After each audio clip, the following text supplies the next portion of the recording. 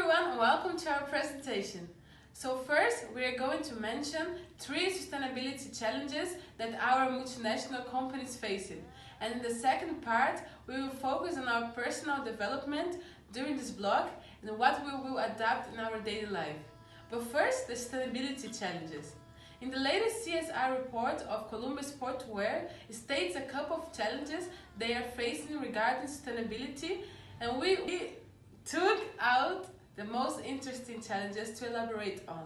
The first challenge is the lack of green chemistry, alternatives for high-performance products, which means that they do have eco-friendly products that they sell, for example the Outdoor Extreme Eco Jacket, but they're not investing money into changing their products that are already doing well in the market to be more sustainable. And we understand why. By putting information out there, competitors could start using their hacks and they could also be caught greenwashing. But this is very important to keep the operations transparent, because otherwise the company would lose the trust of their customers.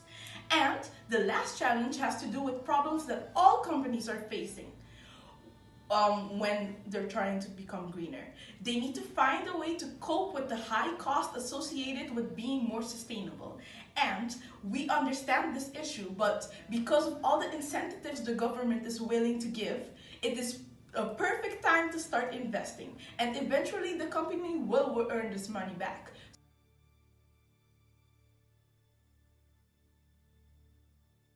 This project let me think twice about the stuff that I daily do. I never stood still for the fact that eating meat is so bad for the environment. I did a vegetarian challenge.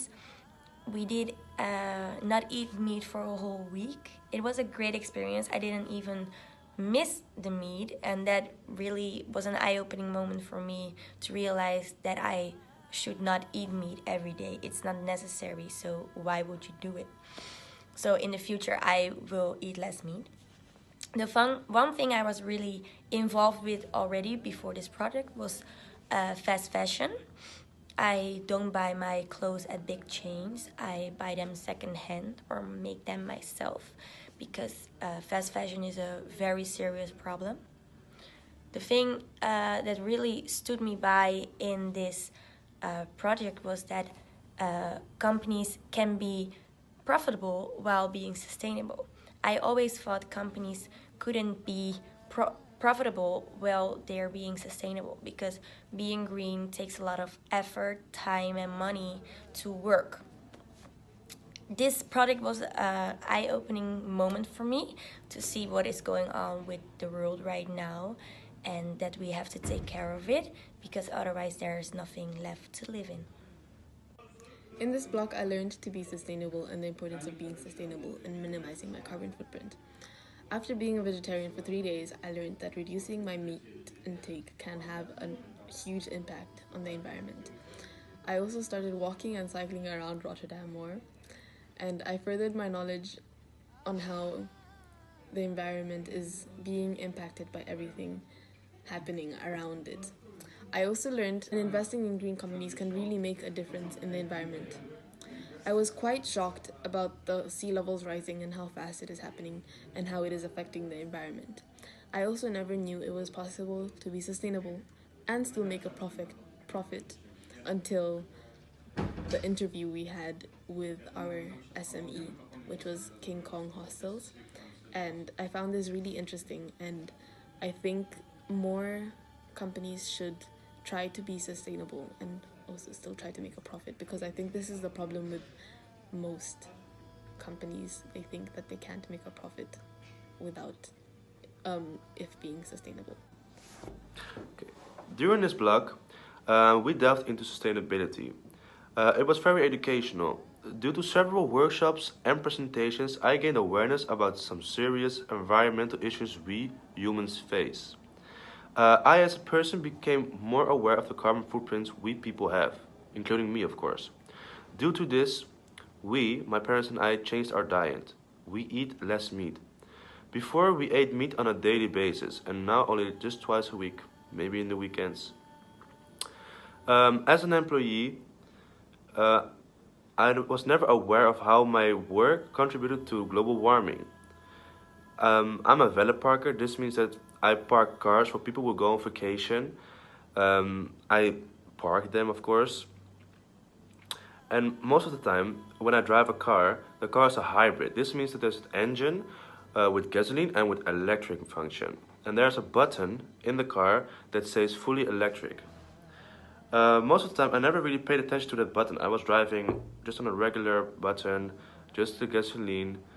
But from now on, I will only start using the button fully electric because we, as DNB, my work, my job, drive cars a lot, and it would matter if like half of the cars are going fully electric. This helps minimizing the pollution of the cars, the exhaust of the engines, and I really think this should be mandatory for us as employees to drive the cars only on an electric way. So I'm now going to talk about what of an impact CSR has had on my life, or what I have learned from this previous block. I got introduced to corporate social responsibility at the beginning of block 3, so beginning of this block. And at first, I didn't really think it was such a big deal because, yeah, just like any normal teenager, I was just living my life, not bothering anyone. So how could I pollute the earth? There are people that are like throwing waste in the oceans and everything, and now I just eat a little meat, for example. So how could I be of such a burden to the earth? But then, as I did my research, I found out that meat industry has a big impact on the pollution of the earth, and also on the ethical environment. So because of this, I tried to do a vegetarian challenge where I only ate vegetables and rice for a week. And after this, I came to the conclusion that it's not really that hard to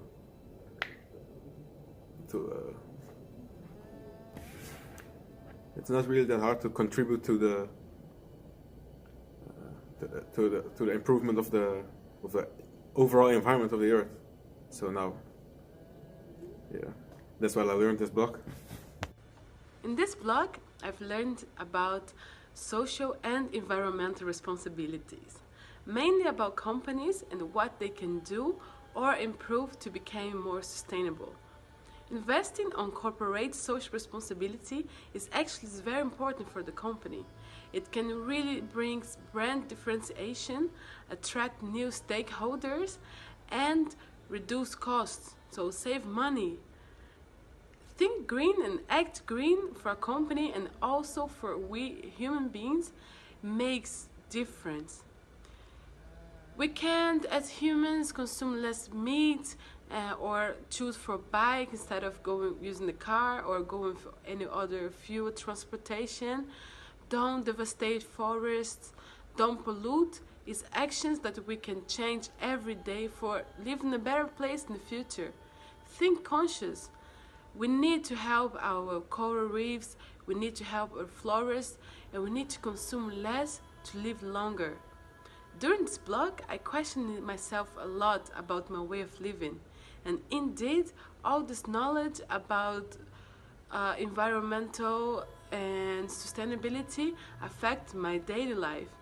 I've become a vegetarian meanwhile to reduce our footprints, and also I bike every day to school to try to reduce the damage that I caused before and live in a better place. After this block, I noticed that I wasn't as sustainable as I thought I was, and I made a promise to myself to be more sustainable. So I decided to become a vegetarian and started to buy products that have the green label on it. Even though it's a little bit more expensive, it does feel better that I am thinking about the environment. A very important note is as well that CSR is not only about the planet, it's also about the people. So as I want to be an entrepreneur in the future, I will focus not only on the planet but also the people, to keep my employees happy, to keep my customers happy, because that's the only way you can guarantee a successful business. So it has been very apparent that consumers are demanding enterprises to be more sustainable. and the demand is only going to increase more in the up and coming years. So, the conclusion is that no matter how big or small the companies are, they should adapt their CSR strategies to be more sustainable. Otherwise, they will not endure these revolutionary years. Thank you for listening to our vlog, and I wish you a very pleasant evening. Bye!